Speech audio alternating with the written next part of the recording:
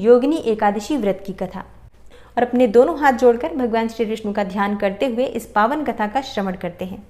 महाभारत काल की बात है कि एक बार धर्मराज युधिष्ठिर ने भगवान श्री कृष्ण से कहा, हे त्रिलोकीनाथ, मैंने ज्येष्ठ मास के शुक्ल पक्ष की निर्जला एकादशी की कथा सुनी और अब आप कृपा करके आषाढ़ मास के कृष्ण पक्ष की एकादशी की कथा सुनाइए। इस एकादशी का नाम क्या है? इस एकादशी का महात्म्य क्या है? इस एकादशी में किस भगवान की पूजा आराधना की जाती है? नियम क्या होते हैं इस एकादशी के? सो अब आप मुझे विस्तार पूर्वक बतलाइए।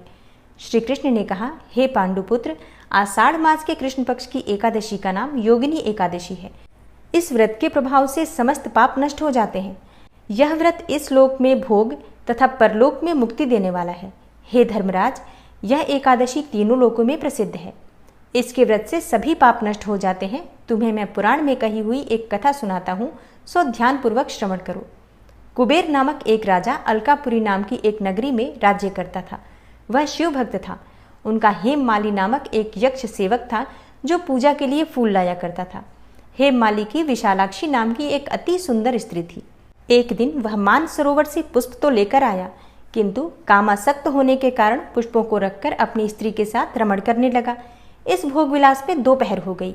हेममाली की राह देखते देखते जब राजा कुबेर को दोपहर हो गई तो उसने क्रोधपूर्वक अपने सेवकों को आज्ञा दी कि तुम लोग जाकर पता लगाओ कि हेममाली अभी तक पुष्प लेकर क्यों नहीं आया। जब सेवकों ने उसका पता लगा लिया तो राजा के पास जाकर बताया, हे राजन, वह हेममाली अपनी स्त्री के साथ रमण कर रहा है। इस बात को सुनकर राजा कुबेर ने हेममाली को बुलाने की आज्ञा दी। डर से कांपता हुआ हेममाली राजा के सामने उपस्थित हुआ। उसे देखकर कुबेर को अत्यंत क्रोध आया और उसके होंठ फड़फड़ाने लगे। राजा ने कहा, अरे अधम, तूने मेरे परम पूजनीय देवों के भी देव भगवान शिव जी का अपमान किया है। मैं तुझे श्राप देता हूँ कि तू स्त्री के वियोग में तड़पे और मृत्युलोक में जाकर कोढ़ी का जीवन व्यतीत करे। कुबेर के श्राप से वह तत्क्षण स्वर्ग से पृथ्वी पर आ गिरा और कोढ़ी हो गया। उसकी स्त्री भी उससे बिछड़ गई। मृत्युलोक में आकर उसने अनेकों भयंकर कष्ट भोगे, किंतु शिव की कृपा से उसकी बुद्धि मलिन न हुई और उसे पूर्व जन्म की भी सुध रही। अनेकों कष्टों को भोगता हुआ तथा अपने पूर्व जन्म के कुकर्मों को याद करता हुआ वह हिमालय पर्वत की तरफ चल पड़ा। चलते चलते वह मार्कंडेय ऋषि के आश्रम में जा पहुंचा। वह ऋषि अत्यंत वृद्ध और तपस्वी थे। वह दूसरे ब्रह्मा के समान प्रतीत हो रहे थे और उनका वह आश्रम भी ब्रह्मा की सभा के समान ही शोभा दे रहा था। ऋषि को देखकर हेममाली वहां गया और उन्हें प्रणाम करके उनके चरणों में गिर पड़ा। हेममाली को देखकर मार्कंडेय ऋषि ने कहा, तूने कौन से निकृष्ट कर्म किए हैं जिससे तू कोढ़ी हुआ और भयंकर कष्ट भोग रहा है? महर्षि की बात सुनकर हेममाली बोला, हे मुनिश्रेष्ठ, मैं राजा कुबेर का अनुचर था। मेरा नाम हेममाली है। मैं प्रतिदिन मानसरोवर से फूल लाकर शिव पूजा के समय कुबेर को दिया करता था। एक दिन पत्नी के साथ रमण करते हुए मुझे समय का ज्ञान ही नहीं रहा और दोपहर तक पुष्प नहीं पहुंचा सका।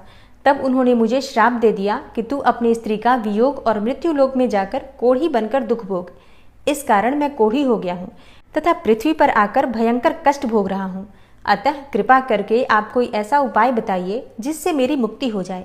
तब मार्कंडेय ऋषि ने कहा, हे हेममाली, तूने मेरे सम्मुख सत्य वचन कहे हैं, इसलिए मैं तेरे उद्धार के लिए एक व्रत बतलाता हूँ। यदि तू आषाढ़ मास के कृष्ण पक्ष की योगिनी एकादशी का व्रत करे तो तेरे सभी पाप नष्ट हो जाएंगे। महर्षि के वचन सुनकर हेममाली अति प्रसन्न हुआ और उनके वचनों के अनुसार योगिनी एकादशी का व्रत विधि विधान से करने लगा। इस व्रत के प्रभाव से अपने पुराने स्वरूप में आ गया और अपनी स्त्री के साथ सुखपूर्वक रहने लगा। भगवान श्री कृष्ण ने कहा, हे राजन, इस योगिनी एकादशी की कथा का फल 88,000 ब्राह्मणों को भोजन कराने के बराबर है। इसके व्रत से तो सभी पाप ही नष्ट हो जाते हैं और अंत में मोक्ष प्राप्त करके प्राणी स्वर्ग का अधिकारी बनता है। तो प्रेम से बोलिए, श्री लक्ष्मी नारायण की जय, एकादशी माता की जय।